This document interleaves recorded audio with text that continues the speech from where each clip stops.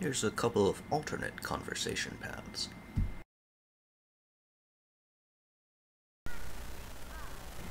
If we dismissed Captain Baikal too quickly at the beginning, we don't get any warning about various opportunists in the area.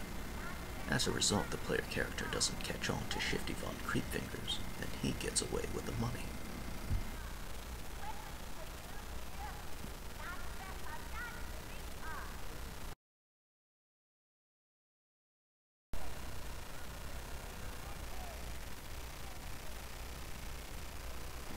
Here's the importer again.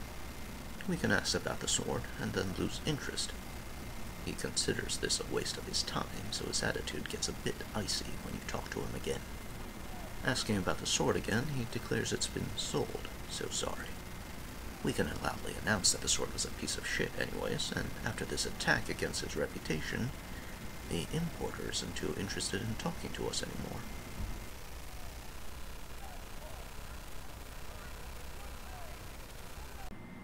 If we confront the Swede and simply say that we're just checking to make sure he speaks English, he'll insist on maintaining his bizarre joke, and continue walking around the area responding with Ingen Engelska, literally no English in Swedish. That is, assuming I haven't been trolled by the Swede I consulted on the translation. If that means something else, I'm going to punch you. Now, you may have noticed something unusual as we ran back and forth, talking to people. This thing, the Kamenov emitter, named after the brain scorcher in Stalker. This is a testing NPC.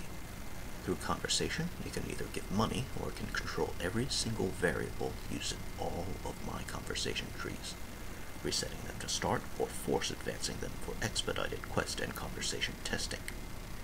Everyone is in here: the potion seller, the apothecary, the importer, Shifty Von Creepfingers, the Swede, and Captain Baikal.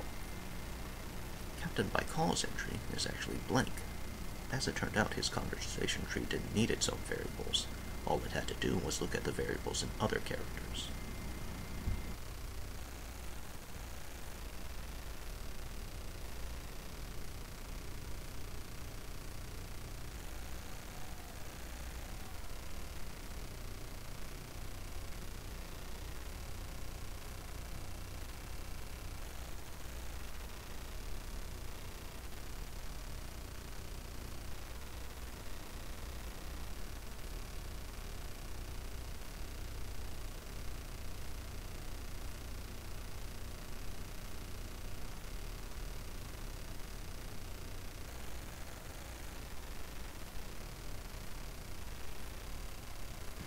So, why is the Kamenov emitter still in the level?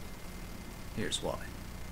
What you've seen so far was not meant to be a final build, and was nearing completion, so the editor had become progressively slower and slower.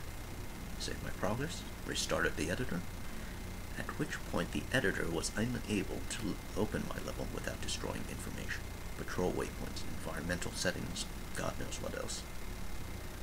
I could either have a single out-of-place testing NPC in my otherwise complete level, or I could remove the testing NPC at the cost of turning my level into the goddamn Silent Hill. Look at this. What is this fog? Where did this even come from?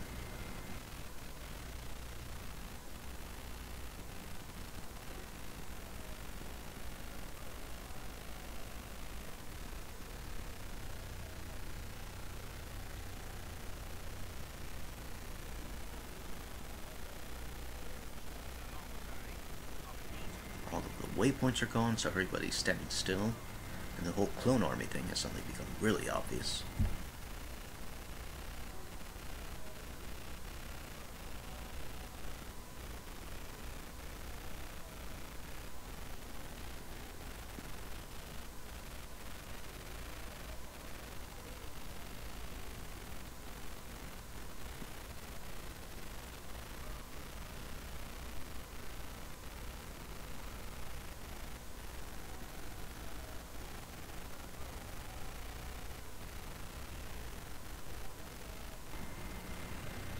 I really wanted to like this editor, but first, it doesn't have any sort of undo functionality, and then it does this to my level.